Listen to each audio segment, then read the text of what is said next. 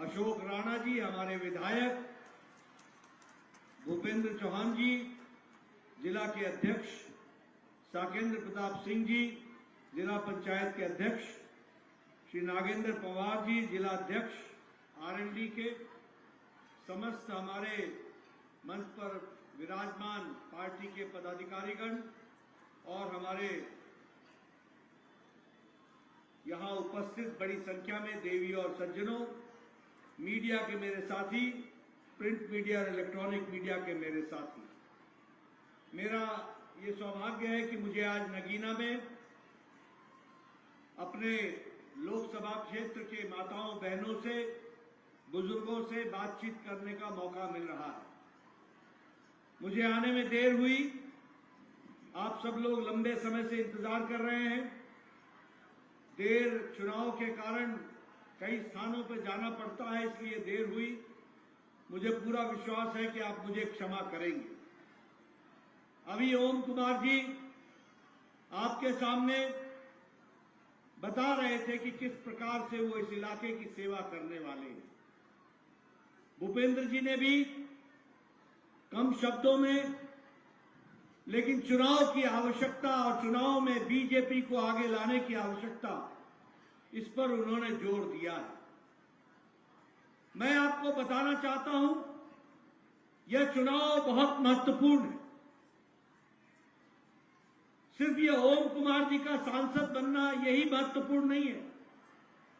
यह चुनाव इसलिए महत्वपूर्ण है कि उत्तर प्रदेश का, नगीना का और देश का 19 तारीख को आप भाग्य तय करने वाले हो, इसलिए ये महत्वपूर्ण हो जाता है। और जब मैं भाग्य की बात करता हूं तो सही नेतृत्व, सही पार्टी, सही नेता सही स्थान पर बैठता है तो नेतृत्व देश को, प्रदेश को, इलाके को आगे बढ़ा देता है। और जब गलत लोगों का चयन हो जाता है तो वह हमारे को मुसीबत की जड़ बन जाता है।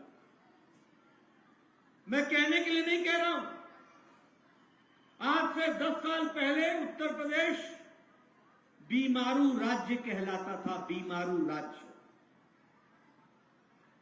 हर मामले में बीमार था। 25 करोड़ की जनता पीछे हो गई थी, कोई पूछता नहीं था। भ्रष्टाचार चरम सीमा पर था, माफिया राज्य दंदना रहा था। बहु बेटियां शाम को सूर्यास्त के बाद निकल नहीं सकती थी। अगर कॉलेज जाती थी तो घर वापस पहुंच जाए तो मां बाप भगवान का धन्य मानते थे। क्या ये स्थिति थी कि नहीं थी? मैं पूछ रहा हूं, ये स्थिति थी कि नहीं थी? जरा जोर से बोलो, ये स्थिति थी कि नहीं थी? हम माफिया राज में जी रहे थे। मुझे याद है भूपेंद्र जी, मैं 10 वर्ष 15 वर्ष पहले एक चुनाव में आया था। गांव में बिजली नहीं थी। वो जो सौर ऊर्जा होती है, सौर ऊर्जा, उसकी लाइट को लेकर के मुझे रात को घुमाया जा रहा था। मैं सोचता था ये कैसा उत्तर प्रदेश है, ये कैसा बीमारू राज्य है। लेकिन आज मोदी जी के राज में और योगी जी के परिश्रम से आज ये उत्तर प्रदेश बन गया है, अग्रगणी राज्यों में आकर के खड़ा हो गया। आज पहले व्यापारी शाम को डरता था, कब उसको कौन उठा ले, कब किसकी वसूली हो जाए, कब किसके परिवार से किसको उठा ले। और पुलिस मूक दर्शक होती थी, मूक दर्शक होती थी। क्या यह स्थिति थी कि नहीं थी? बताइए, ये 10 साल पहले स्थिति थी कि नहीं थी? आज यहां व्यापारी उन्मुक्त हवा में आराम से व्यापार कर रहा है। आज विकास के लिए लोग यहां आ रहे हैं, यहां इन्वेस्टमेंट हो रहा है और अच्छी सरकार चल रही है।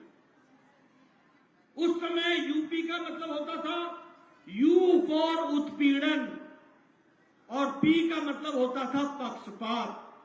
कौन जाति के हो, वो सरकारें सबकी नहीं थी। वो सरकारें किसी एक जाति की थी। आज मोदी जी के नेतृत्व में सबका साथ, सबका विकास, सबका विश्वास, सबका प्रयास, सबकी सरकार चल रही है। ये भी हमको ध्यान रखना है। आज यूपी का मतलब है उम्मीद, यू का मतलब है उम्मीद और पी का मतलब है प्रगति। आज उत्तर प्रदेश की प्रगति हो रही है, आर्थिक जगत में प्रगति हो रही है, सांस्कृतिक विरासत में प्रगति हो रही है, इंफ्रास्ट्रक्चर में प्रगति हो रही है, रोड बन रहे हैं, रेल की नई लाइनें निकल रही हैं, नए नए एयरपोर्ट बन रहे हैं, नई नई रेलवे स्टेशन का निर्माण हो रहा है। ये विकास की नई कहानी है और इसीलिए प्रधानमंत्री मोदी जी ने लाल किले के प्राचीर से कहा था, यही समय है, सही समय है। और आपके लिए भी 19 तारीख यही समय है और सही समय है, कमल का बटन दबाने का समय है। आज 10 साल में समावेशी विकास हुआ। आपको जानकर खुशी होगी मित्रों, मैं आपके सामने बताना चाहता हूं, अमेरिका की आर्थिक स्थिति लड़खड़ा रही है। वहां का जीडीपी ग्रोथ 1% है, 1%। यूरोप का आर्थिक नीति कोरोना के त्रासदी के बाद लड़खड़ा गई है। जापान की आर्थिक स्थिति लड़खड़ा गई है।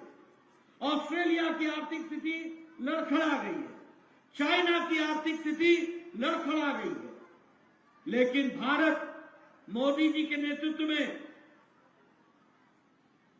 कोरोना के त्रासदी के बावजूद और यूक्रेन की लड़ाई के बावजूद आज भारत 11वें नंबर की अर्थव्यवस्था से आज ब्रिटेन को, ब्रिटानिया को पछाड़ के 5वें नंबर की अर्थव्यवस्था बन गया है, 5वें नंबर।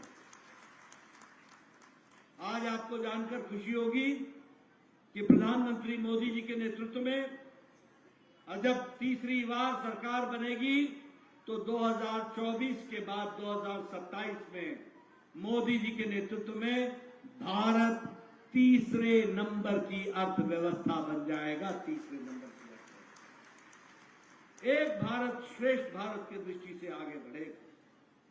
मोदी जी ने राजनीति की संस्कृति बदल डाली है। आज समावेशी, सर्वस्पर्शी और जवाबदेही सरकार है। पहले कैसी सरकार होती थी? ये फलाने की सरकार है, ये अगड़ों की सरकार है, ये पिछड़ों की सरकार है, ये फलाने जाति की सरकार है, ये पिछड़ों की सरकार है। आज जो सरकार है वह सरकार सबकी सरकार है और सबको साथ लेकर के चलने वाली सरकार है। मोदी जी ने आज जवाबदेह सरकार बनाई है, रिपोर्ट कार्ड की सरकार बनाई है और मुझे खुशी है कि आज मोदी जी के नेतृत्व में जीडीपी जो हमारा ग्रोथ है पर कैपिटा, उसका 50% वृद्धि हुआ है और कैपिटल एक्सपेंडिचर हमारा 50% से ज्यादा डबल हो गया। आपको जानकर खुशी होगी कि हमारे यहां फॉरेन डायरेक्ट इन्वेस्टमेंट दुगना हो गया और इलेक्ट्रॉनिक एक्सपोर्ट हमारे यहां 3 गुना बढ़ गया। और मैं ये भी कहूंगा कि मोदी जी के नेतृत्व में सांस्कृतिक विरासत को संभाल के रखा गया और भारत की मूल धारा को मजबूत बनाया गया। ये भी आपको ध्यान में होगा। आपको जानकर खुशी होगी, हम लंबे समय से बोलते थे रामलला हम आएंगे, मंदिर वही बनाएंगे, और हमारे विरोधी बोलते थे तिथि कब बताएंगे। आज 22 जनवरी को प्रधानमंत्री मोदी जी के 10 दिन के कठोर तपस्या के और अनुष्ठान के बाद 22 जनवरी को उन्होंने रामलला का प्राण प्रतिष्ठा किया और भव्य राम मंदिर आज बनकर के तैयार हुआ। यह भी आप लोगों ने देखा। जम्मू कश्मीर में धारा 370 समाप्त हो। अभी अभी जयपुर में खड़गे साहब कांग्रेस के अध्यक्ष आए थे। क्या कह रहे थे? कि अरे भाई, एक तो धारा 370 के बजाय धारा 371 पढ़ रहे थे, यानी 370 और 371 का अंतर भी उनको मालूम नहीं था। और क्या बोलते थे कि प्रधानमंत्री ने चूरू में आकर के 370 की बात की। अरे बात करनी थी तो जम्मू में करते, श्रीनगर में करते। मैं आपसे पूछना चाहता हूं, क्या इस जगह का व्यक्ति कश्मीर में शहीद नहीं हुआ है? क्या चूरू का और जयपुर का व्यक्ति कश्मीर में शहादत नहीं दी? क्या सारे देश के लोग ये मानते नहीं है कि कश्मीर भारत का अभिन्न अंग है? और ये कांग्रेस पार्टी वाले बोलते हैं कि तुम चूरू में और जयपुर में धारा 370 की बात क्यों करते हो? अरे हम ये बताना चाहते हैं कि हम उस पार्टी के सदस्य हैं जिन्होंने सारे देश में 1951 से नारा लगाया था, एक देश में दो निशान, दो विधान, दो प्रधान नहीं चलेंगे, नहीं चलेंगे। और प्रधानमंत्री मोदी जी ने, उनकी इच्छा शक्ति ने और अमित शाह की रणनीति ने 2019 के 6 अगस्त को भारत के पार्लियामेंट में अपनी उंगली दबा करके धारा 370 को धाराशाही कर दिया। ये हमारा रिकॉर्ड है, ये भी। आज मुझे दुख के साथ कहना पड़ता है, हमारे लोग उरी की घटना पर प्रधानमंत्री मोदी जी ने सर्जिकल स्ट्राइक किया और घर में घुसकर पाकिस्तानियों के छक्के छुड़ाए और उनको मुंह तोड़ जवाब दिया, तो प्रधानमंत्री मोदी जी ने। अगर पुलवामा की घटना घटी तो उसके बाद प्रधानमंत्री जी ने कहा था, कोई प्रधानमंत्री ये हिम्मत नहीं कर सकता जो प्रधानमंत्री ने कहा। प्रधानमंत्री ने कहा, तुमने बहुत बड़ी गलती कर दी है और तुमको इसका खमियाजा भुगतना पड़ेगा। और 10 दिन बाद पाकिस्तान की धरती पर एयर स्ट्राइक किया गया और सारे वहां के कैंप को ध्वस्त किया, ये भी आपको मालूम है। और इन कांग्रेसी भाइयों से पूछना, इन समाजवादी भाइयों से पूछना, ये पूछते हैं इसका प्रमाण क्या है, प्रमाण क्या है? अरे हमारा नौजवान, हमारा जवान लड़ करके पाकिस्तान के छक्के छुड़ाए और तुम्हारी पार्टी और तुम्हारे नेता प्रमाण मांगे, ऐसी परिस्थिति हम लोगों ने देखी है। मित्रों, मैं ये कहना चाहता हूं, आप बताइए, बहनें यहां बैठी हैं, क्या मोदी जी के नेतृत्व में गांव आगे बढ़ा है कि नहीं बढ़ा है? आप बताइए, मोदी जी के राज में महिलाओं को ताकत मिली है कि नहीं मिली है? आप बताइए, मोदी जी के राज में युवाओं को, उनकी आशाओं को पंख लगे हैं कि नहीं लगे हैं? आप बताइए, किसान को ताकत दी है कि नहीं दी है? आप बताइए, दलितों को सम्मान दिया है कि नहीं दिया है?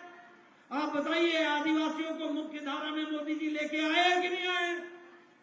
आज प्रधानमंत्री गरीब कल्याण अन्न योजना 80 करोड़ की जनता, और 80 करोड़ में 15 करोड़ की जनता उत्तर प्रदेश की है, जिसको 5 किलो गेहूं या 5 किलो चावल और 1 किलो दाल हर महीने मोदी जी की तरफ से मिल रहा है, हर महीने मिल रहा है।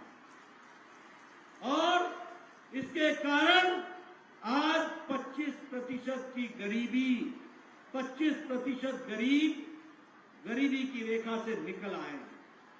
मैं यहां ये भी बताना चाहता हूं, आप बताइए, उज्ज्वला योजना में गैस का कनेक्शन मिला कि नहीं मिला? गैस का कनेक्शन मिला कि नहीं मिला? और आज उसी तरीके से जल जीवन मिशन में हर घर नल, हर घर जल, इसको भी देने का प्रयास किया गया। स्वच्छ भारत अभियान में हर घर को शौचालय और 4 करोड़ घरों को आवास, पक्के घर देने का काम किया, तो प्रधानमंत्री मोदी जी ने किया। इसलिए मित्रों, मैं ये कहना चाहता हूं आपको कि चाहे गांव हो, गरीब हो, वंचित हो, पीड़ित हो, शोषित हो, दलित हो, किसान हो, युवा हो, महिला हो, इनको ताकत देने का काम किया तो नरेंद्र मोदी जी की सरकार ने किया है, ये भी आपको ध्यान रखना। मैं यहां ये बताना चाहता हूं कि सेंट्रल का एड उत्तर प्रदेश का प्रधानमंत्री मोदी जी ने 4 गुना बढ़ा दिया है, 4 गुना बढ़ा दिया है। उसी तरीके से इंडस्ट्रियल कॉरिडोर के माध्यम से अलीगढ़, आगरा, झांसी, कानपुर, चित्रकूट और लखनऊ इनको जोड़ा गया है। और इसी तरीके से 27 नए मेडिकल कॉलेज खोले गए उत्तर प्रदेश में। 27 मेडिकल कॉलेज। बोलिए, बिजनौर को मेडिकल कॉलेज मिला कि नहीं मिला? सहारनपुर को मेडिकल कॉलेज मिला कि नहीं मिला? आप बताइए, कैराना को मेडिकल कॉलेज मिला कि नहीं मिला? हर दृष्टि से आगे बढ़ाने का काम किया गया है। और उसी तरीके से नेशनल हाईवे लगभग 3000 किलोमीटर की सड़क बना करके दी है और उसको भी आगे बढ़ाया गया है। वंदे भारत की ट्रेनें चलाई गई हैं और विकास की दृष्टि से हर दृष्टि से काम हुआ है। बताइए, धामपुर में 500 बेड का 100 बेड का हॉस्पिटल बना कि नहीं बना? धामपुर में बना कि नहीं बना? उसी तरीके से नई नई सड़कें बन रही है कि नहीं बन रही है? आप बताइए, नगीना का विकास हो रहा है कि नहीं हो रहा है? हर दृष्टि से आगे बढ़ाने का काम चल रहा है कि नहीं चल रहा है? मैं चाहूंगा कि आप ओम कुमार जी को आपका आशीर्वाद मिले और ये जाकर के मोदी जी का साथ दे करके नगीना को आगे बढ़ाएं, उत्तर प्रदेश को आगे बढ़ाएं और विकास की एक नई गंगा बहाएं। मित्रों, मैंने आपके सामने विकास की एक नई कहानी आपके सामने रखी, लेकिन मैं ये घमंडिया गठबंधन के बारे में भी बात करना चाहूंगा। मैं ये कांग्रेस पार्टी के बारे में भी बात करना चाहूंगा। मैं समाजवादी पार्टी के बारे में भी बात करना चाहूंगा। ये जो घमंडिया गठबंधन है, ये जो इंडी अलायंस है, ये कांग्रेस, समाजवादी पार्टी, आप पार्टी, टीएमसी, इन सब का जो गठबंधन है, ये गठबंधन सिर्फ दो बातों का गठबंधन है। दो बातों। एक गठबंधन है कि ये सभी भ्रष्टाचारी हैं और सब भ्रष्टाचार से बचने का गठबंधन है।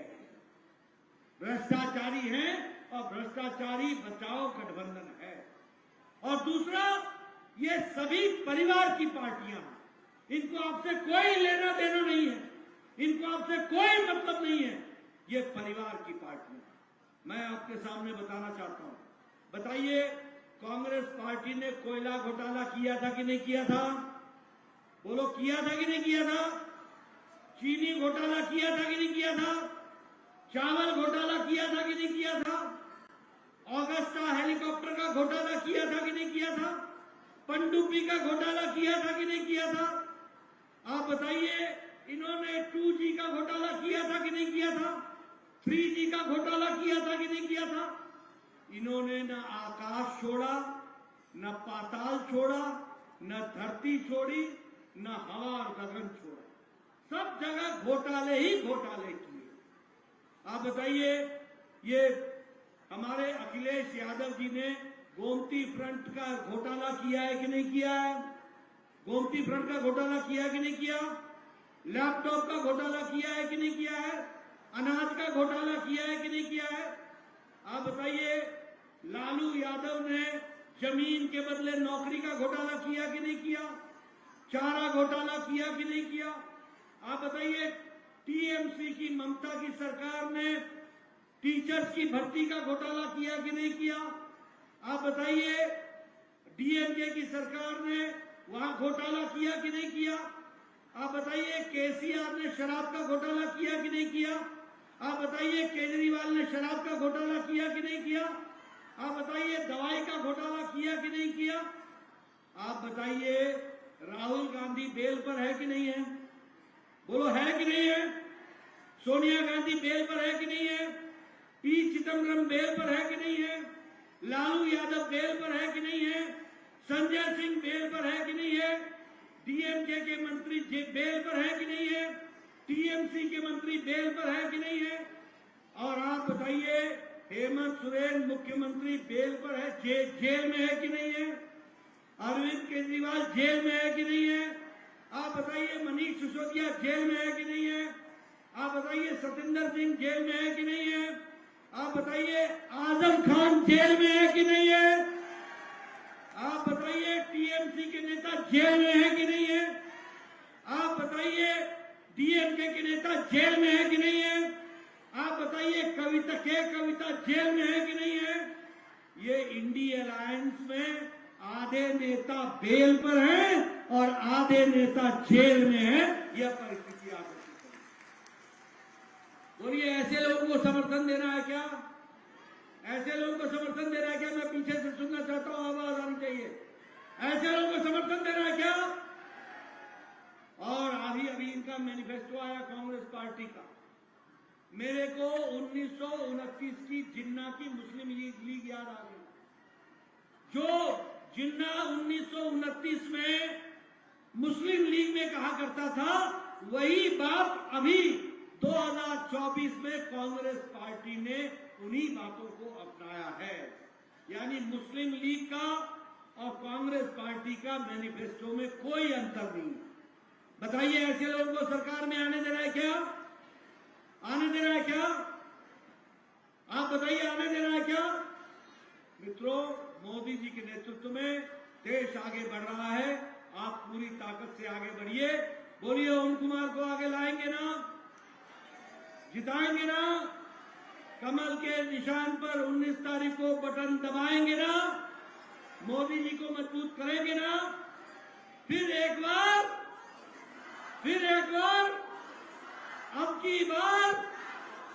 अब की बार। बहुत बहुत धन्यवाद। जय भारत, जय